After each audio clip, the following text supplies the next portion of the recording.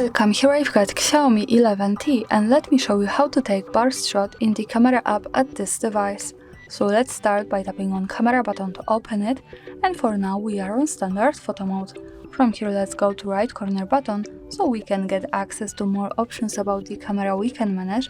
Now let's move to left side and tap to settings to open them, and here we have to slide a little bit to find press and hold shutter button option. When we pick it, we can decide between record video, burst shot and focus.